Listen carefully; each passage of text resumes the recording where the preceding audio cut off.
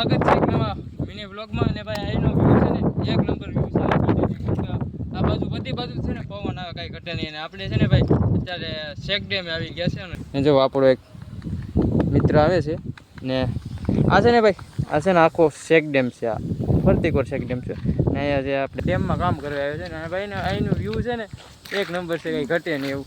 જો આ ડુંગરા છે, ફરતી બાજુ ડુંગરા છે, આ વધારે શેક ડેમ છે ને આ બાજુ પાણી છે ને આ બાજુ છે ને નાના નાના વડકા હાલે છે ને આ બાજુ માણસો રહે છે બધી બાજુ. આખો ડેમ છે ને અત્યારે ખાલી છે ને વરસાદ જ્યારે આવશે ને ત્યારે ભરાય. ને આપણે જો અત્યારે ડેમમાં છે ને આવી રીતની હોડી હાલે છે. જો પેચલ છે ને ભાઈ મચ્છી આ લોકો પકડે છે.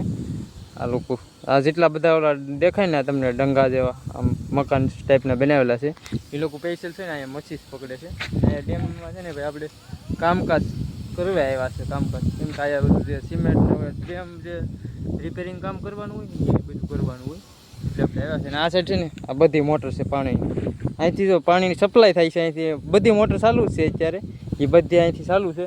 ને આ સાઈડ જે આ ઓલું બધું દેખાય ને ગોડેલું ને આ સાઈડ એ બધીમાં પાણી લઈ જાય છે. એ તો કંઈ ખબર નથી શું કામ લઈ જાય, પાણી બધું લઈ જતા હોય. આ ડેમ ખાલી કરતા હોય એ નથી ખબર, પાણી આમ જાય છે. ને આપણે ભાઈ છે ને સરસ મજાના ડેમની ઉપર આવી ગયા છે, ડેમની ઉપર જ એમ.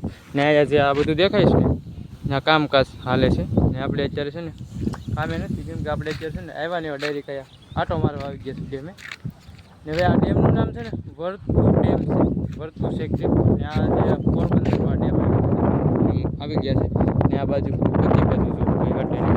પછી આ હવે દેખાય છે નાના છાપરા છાપરા દેખાય ને આપણે છે